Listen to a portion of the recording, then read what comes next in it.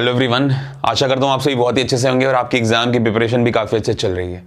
मेरा नाम है केतन और आप सभी का रीजनिंग के इस इंपॉर्टेंट लेक्चर में एक बार फिर से बहुत बहुत स्वागत है।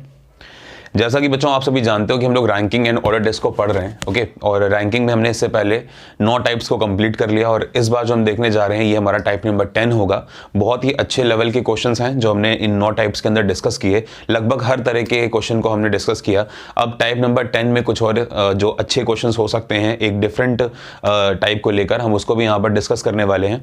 और इस टाइप की खास बात यह है कि इसमें पास और फेल वाले जो स्टूडेंट्स हैं उनकी बात करी जाएगी। तो अब आप ध्यान से समझोगे कि इन्हें कैसे सॉल्व करना है, ठीक है। तो जल्दी से शुरू करते हैं हम लोग इस टाइप को भी, और जल्दी से इसे भी कंप्लीट करके हम फाइनली रैंकिंग जो मेजर एक पोर्शन होगा 80% रैंकिंग का, उसे हम कंप्लीट कर लेंगे। उसके बाद कुछ मिसलेनियस जो प्रॉब्लम्स होती हैं उन पे बात करी जाएगी, ठीक है। तो जल्दी से शुरू करते हैं। देखिए लिखा हुआ है कि in a class number of students who passed the exam Ram is 14th from the top. कहा जा रहा है कि कोई एक एग्जाम हुआ, ठीक है, एक एग्जाम हुआ और कक्षा में उस एग्जाम में जो पास हुए विद्यार्थियों की संख्या है उसमें, ठीक है, Ram is 14th from the top. मतलब एक पासिंग लिस्ट निकली, जो पास हुए बच्चे थे उनकी एक लिस्ट निकली। उस पासिंग लिस्ट में कहा गया कि जो राम है वो टॉप से 14वें स्थान पर है in that list and 28th from the bottom respectively. उसी लिस्ट में राम की रैंक दी गई है कि ऊपर से टॉप से तो 14वें स्थान पर है लेकिन बॉटम से वो 28वें स्थान पर है, ऐसा कहा गया। तो अगर ऐसा कहा गया तो हम इस बात को बनाते हैं जल्दी से। देखिए मान लीजिए कि ये एक पासिंग लिस्ट थी बच्चों की, ठीक है, जिसमें ये टॉप है और ये बॉटम है। और खास बात ये है कि इस लिस्ट की खास बात ये है कि ये एक पासिंग लिस्ट कही जाएगी। कैसे लिस्ट कही जाएगी बताइए? ये एक पासिंग लिस्ट कही जाएगी, इसको ध्यान रखिएगा, ठीक है। मतलब कुछ बच्चे फेल भी हुए हैं, अभी हम फेल वाले बच्चों से कंसर्न नहीं है, अभी हम सिर्फ पासिंग वाले बच्चों से कंसर्न है। दूसरी बात यहां पर यह कहा जाती है कि जो राम है, ठीक है, मान लीजिए कि राम यहां पर था, तो राम के बारे में यह कहा गया है कि इस पासिंग लिस्ट में राम ऊपर से तो 14th यानी कि 14वें स्थान पर है, 14th पे है, लेकिन नीचे से राम का जो पोजीशन है वो कितना है, वो 28th है। तो हमने इन सभी टाइप्स के अंदर एक बात ये सीखी हुई है कि जब भी हमें किसी एक पर्टिकुलर पोजीशन की बात अगर हम करें, जैसे मान लीजिए इस पोजीशन की अगर हम बात करें तो ये पोजीशन हमको दोनों तरफ से पता है, मतलब टॉप से भी और बॉटम से भी। तो जब भी ऐसा कुछ होता है कि हमें कोई एक पोजीशन दोनों तरफ से पता होती है तो आप जानते हो कि हम टाइप नंबर 1 की हेल्प से टोटल बच्चों को निकाल सकते हैं। तो जब हम यहां पर लगाएंगे टाइप नंबर 1 तो क्या हो जाएगा, 14 + 28 - 1 यानी कि R1 + R2 और -1। तो ये हमको टोटल दे देगा। जब आप इसको सॉल्व कर रहे होंगे तो यहां पर जो आपकी वैल्यू बनेगी वो बनेगी 41 स्टूडेंट्स। कितनी बनेगी बताइए? 41, क्योंकि 30 तो यही हो गया, 8 × 4 = 12 यानी कि 42 - 1 41।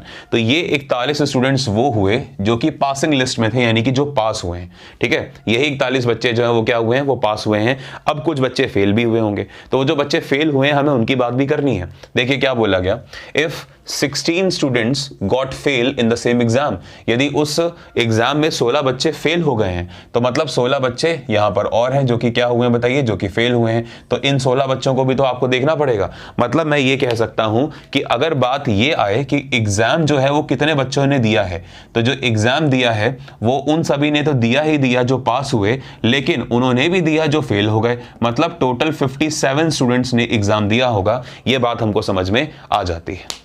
क्लियर हुआ? अब देखिए क्वेश्चन क्या पूछा गया। क्वेश्चन पूछा गया फाइंड टोटल स्ट्रेंथ, ठीक है, of the class those who gave the exam. ठीक है, आपको बताना है कि कितने ऐसे बच्चे हैं जिन्होंने क्या करा है, एग्जाम दिया है, और टोटल स्ट्रेंथ भी बतानी है, क्योंकि यहां पर क्या लिखा हुआ है, यहां पर एंड लिखा हुआ है। फिर से सुनिए, क्वेश्चन कह रहा है find total strength of the class. तो कक्षा में कुल कितने बच्चे हैं? ऑफ कोर्स कक्षा में कितने बच्चे हैं? 57 बच्चे हैं। और कहा गया कि those who gave the exam, वो भी बताइए जिन्होंने एग्जाम दिया, तो वो भी कितने ही हैं? वो भी 57 ही है। समझ में आया? मान लीजिए कि कुछ ऐसा हो जाता कि इसी क्वेश्चन में कहा जाता कि 2 स्टूडेंट्स वर एब्सेंट, है ना, 2 स्टूडेंट्स वर एब्सेंट, इसी क्वेश्चन में कह देता। तो अब देखिए होगा क्या, अगर ये पूछा जाता कि क्लास में कितने लोग हैं तो उस कंडीशन में आंसर हो जाता 59, क्योंकि क्लास में 2 लोग तो और है ना, भले एग्जाम नहीं दिया वो अलग बात है, लेकिन क्लास के तो बच्चे हैं, वो कोई रीजन की वजह से वो एब्सेंट हो गए, तो क्लास की स्ट्रेंथ तो 59 हो जाती है उस कंडीशन पे। लेकिन अगर ये वाला क्वेश्चन होता कि हु गेव द एग्जाम, तो हम आंसर उस कंडीशन में 57 ही करते, बिकॉज वो 2 बच्चे एब्सेंट थे। समझ में आया आपको? तो इस कंडीशन में हालांकि हमारा दोनों ही आंसर क्या होने वाले हैं 57, बिकॉज एब्सेंट में अगर कोई बच्चा है तो उसकी यहां पे जानकारी हमें नहीं दी जाती। लेकिन जब आप आगे मूव करोगे अगले क्वेश्चंस में एब्सेंट वाले जो क्वेश्चंस हैं वो भी आएंगे, मतलब एब्सेंट की जानकारी भी होगी। ठीक है, तो उम्मीद करता हूं ये क्वेश्चन तो आपको क्लियर हो गया होगा 57 वाला। आप इसको नोट कर लीजिए जल्दी से, ठीक है, बिकॉज स्क्रीनशॉट की फैसिलिटी अवेलेबल नहीं है, तो ध्यान से आप इसको करेंगे। ओके, चलिए आगे बढ़ते हैं। अगला जो क्वेश्चन है वो भी कुछ ऐसा ही होगा, थोड़ा सा ध्यान से देखिए। लिखा हुआ कि अमंग पास स्टूडेंट्स कपिल, ठीक है, पास जो बच्चे हुए हैं, पासिंग बच्चों की बात हो रही है, उसमें Kapil is 13th from the top. ठीक है, जो बच्चे पास हुए हैं उसमें कपिल जो है वो 13th है, कहां से बताइए? टॉप से, और 26वां है कहां से बताइए? लास्ट से। ऐसा हमें कहा गया है। ठीक है, तो अगर ऐसा कहा गया है तो इस बात को समझते हैं भाई जल्दी से। देखो अगेन ये पासिंग लिस्ट हमने बनाई, तो इस पासिंग लिस्ट में इस बार जिसकी बात हो रही है उसका नाम है कपिल, और कपिल के बारे में ये बात कही गई कि कपिल जो है ये टॉप से 13वां और नीचे से 26वां है। तो ये टॉप से जो रैंक हो गई ये 13वीं हो गई, और नीचे से जो ये रैंक हो गई ये हो गई 26वीं। ठीक है, तो ये दोनों रैंक्स आपको पता है, तो हम ये बात कर सकते हैं कि टोटल बच्चे पास कितने हुए, क्योंकि जो ये लिस्ट आप बना रहे हो ये पासिंग की लिस्ट है। तो टोटल बच्चे जो पास हुए होंगे वो हुए होंगे 26 + 13 - 1 मतलब कि 38। ठीक है, टोटल कितने बच्चे पास हुए होंगे? 38 बच्चे कुल पास हुए हैं। इस पॉइंट को आपको ध्यान यहां पर रखना है।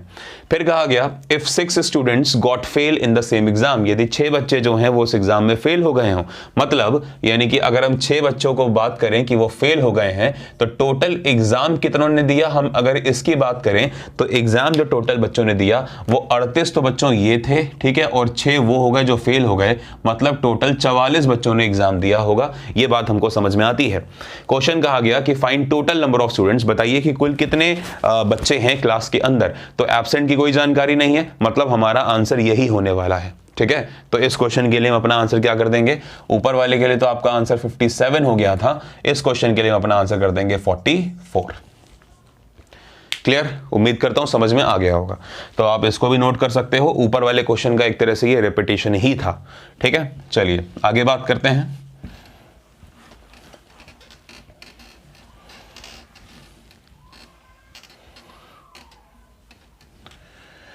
नेक्स्ट क्वेश्चन देखिए, लिखा हुआ है कि among pass students Ajay is 16th from the top. इस बार जो पासिंग बच्चों की बात हो रही है उसमें अजय की बात हुई कि अजय जो है is 16th from the top. Ajay जो है ऊपर से 16वें स्थान पर है, 29 फ्रॉम द लास्ट, तथा नीचे से 29वें स्थान पर होगा। ठीक है, ये आपसे बात बोली गई।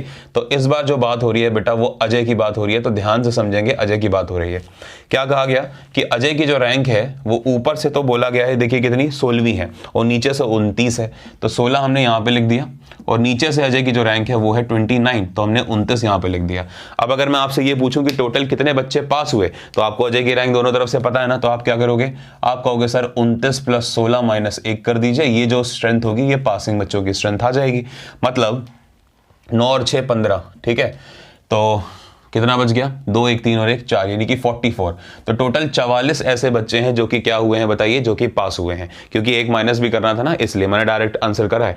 तो 44 बच्चे ये कौन है? ये वो बच्चे हैं बेटा जो पास हो गए। ठीक है, लेकिन इतना ही नहीं, क्वेश्चन में आगे ये कहा गया कि 6 students did not attend the exam या अटेंड द क्लास। 6 ऐसे बच्चे थे जिन्होंने क्लास को अटेंड ही नहीं करा। अब वही चीज मैं जो अभी आपको थोड़ी देर पहले समझा रहा था उसी का एग्जाम्पल है अब ये। तो मतलब मैं कह सकता हूं कि 6 बच्चे बेटा क्या हो गए? एब्सेंट हो गए, क्योंकि उन्होंने क्लास अटेंड नहीं करी। और इसी के साथ साथ कहा गया कि 5 गॉट फेल, 5 बच्चे जो हैं वो क्या हो गए? 5 बच्चे फेल भी हो गए। तो अगर 5 बच्चे फेल हो गए तो मैं यहां पे 5 के प्लेस पे क्या लिख दूंगा बताइए? फेल लिख दूंगा, कि 5 बच्चे फेल हो गए भाई। अब हमसे क्या कहता है?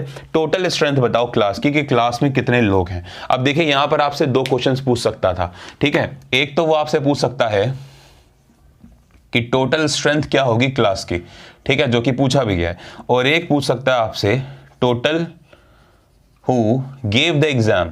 ठीक है, हु गेव द एग्जाम, मतलब वो बच्चे जिन्होंने एग्जाम को दिया था। तो ये दोनों क्वेश्चंस आपसे पूछे जा सकते हैं। तो पहले बात करते हैं उनकी जो टोटल स्ट्रेंथ है। देखिए स्ट्रेंथ में वो बच्चे भी लिए जाएंगे जो पास हुए, वो बच्चे भी लिए जाएंगे जो एब्सेंट थे, और वो बच्चे भी लिए जाएंगे जो फेल हैं, क्योंकि हम पूरे क्लास में बच्चों के जो एनरोल्ड बच्चे हैं, एनरोलमेंट जिनका हो चुका है, हम उनकी बात कर रहे हैं। तो उनमें ये सब के सब काउंट होंगे, मतलब 55 इस सवाल का आंसर होगा जब हम बात करेंगे टोटल स्ट्रेंथ की। ठीक है, तो कुल बच्चों की संख्या क्या होगी? 44 + 6 का मतलब 50 होता है और 50 + 5 का मतलब 55 होता है, तो 55 टोटल स्ट्रेंथ है। लेकिन अगर ये पूछा जाए कि कितने बच्चों ने एग्जाम को दिया था, है ना, how many of them gave the exam, तो ऐसी कंडीशन में क्या होगा, देखिए ध्यान से, 44 जो पास हुए वो भी और 5 जो फेल हुए वो भी, यानी कि 49 हम इस सवाल का जवाब देंगे। आगे समझ में? तो अगर ये पूछा जाता तो 49 आंसर करते, क्योंकि ये पूछा गया है तो हम अपना सवाल का जवाब करेंगे 55। क्लियर है सभी को? उम्मीद करता हूं चीजें समझ में आ रही होंगी, वो भी बढ़िया से। ठीक है, चलिए और आगे चलते हैं और इसको करते हैं रब। अगला जो क्वेश्चन है वो और बेहतर है। ठीक है, अगले वाले क्वेश्चन में एक आध दो कंसेप्ट और मिला दिए गए। ठीक है, और उसके बाद हमने आपको रेशो भी बनाने की, रेशो में देने की कोशिश करी। ध्यान से समझिए, लिखा हुआ है कि अमंग द पास स्टूडेंट्स, ठीक है, अमंग द पास स्टूडेंट्स, जो पास बच्चे हैं उसमें Amisha is 22nd from the top. ठीक है, पासिंग एक लिस्ट निकली होगी बच्चों की, अगेन एग्जाम हुआ क्लास में और उसमें एक लिस्ट निकली जिसमें बच्चे पास हुए, तो मैं उस लिस्ट की बात करने जा रहा हूं। ध्यान से देखो।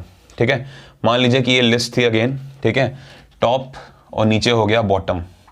इस लिस्ट में एक नाम कहा गया जिसका नाम है अमीशा, AMISHA, अमीशा। ठीक है, तो अमीशा जो नाम है ये बोला गया कि ये टॉप से 22वें नंबर पर है ना। टॉप से इसकी रैंक क्या है? इसकी रैंक है टॉप से 22nd। तो हम कह सकते हैं कि अमीशा तो टॉप से, चलो ठीक है, 22nd हो गई, कोई इशू नहीं है, ऊपर से 22वीं है, ध्यान रखिएगा। ठीक है, फिर कहा गया Sejal who is 5 ranks below Amisha. उसी पंक्ति में यानी कि उसी पासिंग लिस्ट की बात हो रही है और उसमें यह कहा गया कि जो सेजल है वो अमीशा से 5 स्थान नीचे है। ठीक है, तो 5 स्थान नीचे का मतलब होगा ऑफ कोर्स वो अमीशा के बाद होगी। समझ में आ रहा है आपको? वो अमीशा के बाद होगी। तो अगर अमीशा के बाद है वो, तो देखिए कैसे, 5 स्थान, 1 2 3 4 5, मतलब इस स्थान पे कौन है? तो इस स्थान पे हम कह सकते हैं कि सेजल है। कौन है बताइए? सेजल आ गई यहां पर। क्लियर है? अब अगर मैं आपसे ये पूछना चाहूं कि बताइए सेजल की टॉप से फिर रैंक क्या हुई? देखिए अमीशा की 22 थी तो ये रैंक हो गई 23, ये वाली 24, ये वाली 25, ये 26 हो गई 27। मतलब सेजल की जो रैंक हो गई ऊपर से वो हो गई बेटा 27th। ये हमने कैसे चेक करा? ये हमने चेक करा है ऊपर के बेसिस पे, अमीशा की रैंक के बेसिस पे। ठीक है, आगे चलते हैं और आगे कहा जाता है कि below Amisha is 34th from the bottom, यानी कि अमीशा की जो देखो क्या बोला गया, पूरा पढ़ते हैं फिर से, is 22nd from the top and Sejal who is 5 rank below Amisha is 34th from the bottom. यानी कि सेजल की रैंक बॉटम से हमको दी गई है कि वो क्या होगी? 34 होगी। तो सेजल की रैंक हमको बॉटम से पता है कि ये रैंक जो है नीचे से कितनी है? 34 है। बस खत्म हो गई बात। अब अगर ये 34 है तो आपसे क्या पूछेगा वो कि बताओ टोटल बच्चे कितने हैं। अब आप अगर बात करो तो इस रैंक की बात करते हैं सेजल वाली, ये टॉप से 27 है, ये बॉटम से 34 है। दोनों रैंक पता है आपको, ऐड कर दीजिए, 1 माइनस कर दीजिए, आपको आंसर मिल जाएगा। मतलब 34 + 27 - 1, ये आपका आंसर है। आंसर हो गया यहाँ पर 60। ठीक है, यानी कि टोटल जो बच्चे हैं वो जो पास हुए हैं उनकी बात हो रही है, तो वो 60 बच्चे पास हुए हैं। समझ में आया? क्यों? क्योंकि ये देखो स्टार्टिंग में लिखा हुआ है कि पास स्टूडेंट्स की बात हो रही है। ठीक है, आगे चलते हैं। तो यहां पर हमको एक बात और पता है, यहां पे हम लिखेंगे अगर बच्चे पास हुए हैं तो कुछ बच्चे फेल भी हुए होंगे, उस पर हम बात करते हैं। लिखा हुआ है कि इफ द रेशियो बिटवीन, देखिए, पास एंड फेल, अगर हम उनकी बात करें जो पास और फेल हुए हैं स्टूडेंट्स, उनका रेशियो है 4:1। तो पूछा गया बताइए कि कक्षा में कुल कितने बच्चे हैं, स्ट्रेंथ पूछी गई है। ठीक है, कुल स्ट्रेंथ का मतलब कुल बच्चे कितने हैं ये होता है। तो 4:1 बोला गया पास और फेल का रेशियो। तो हम कह सकते हैं कि जो रेशियो है 4:1, ये पास और फेल का रेशियो है ना। और हमारे हिसाब से बच्चे पास कितने हुए? टोटल 60 पास हुए। तो मतलब 4 की जो वैल्यू है वो किसके बराबर है बताइए? 60 के। तो 1 की वैल्यू किसके बराबर हो जाएगी? 15 की। उम्मीद करता हूं ये बात तो आपको समझ में आ ही रही होगी। देखो नहीं आ रही तो ऐसे समझो, 4 की वैल्यू किसके बराबर? 60 की, क्योंकि हमारे हिसाब से पासिंग का रेशियो 4 है। ठीक है, और टोटल वैल्यू 60 है, तो 1 की वैल्यू 15 ही तो निकलेगी। अगर आप चाहोगे तो आप इसको x भी मान सकते हो कि 4x की वैल्यू 60 होगी, x की वैल्यू 15 हो गई, कैसे भी कर लो। और अगर x की वैल्यू 15 आ गई तो 1 की वैल्यू 15 होगी। मतलब टोटल अगर बच्चे पूछे जाएं कि कितने हैं क्लास के, तो आंसर होगा आपका 75।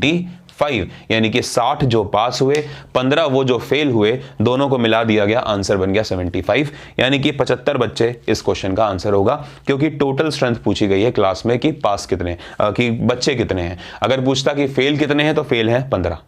समझ में आ गया। वो पूछता कि पास कितने हैं, आप बता देते कि वो 60 है। मान लीजिए वो ये पूछता है कि अमीशा की बताइए नीचे से रैंक क्या है, वो बहुत कुछ पूछ सकता है इसमें। तो अमीशा की अगर आपसे नीचे से रैंक पूछी जाती तो देखिए ये वो कंसर्न है ये निकालने के लिए। ऊपर से 22 है ना, तो क्वेश्चन में हमने पढ़ा था टाइप नंबर 2 कि टोटल में एक ऐड करके दी गई रैंक को माइनस कर दो। तो टोटल में एक ऐड करोगे 61 होगा, दी गई रैंक को माइनस कर दोगे, आंसर आ जाएगा आपका 39। आ रहा समझ में? तो 39 हो जाएगी रैंक अमीशा की नीचे से, अगर ये क्वेश्चन पूछा रहता तो। लेकिन क्योंकि क्वेश्चन सिर्फ स्ट्रेंथ का पूछा गया है तो आंसर आप सिर्फ 75 कर दीजिए, खत्म हो गई बात।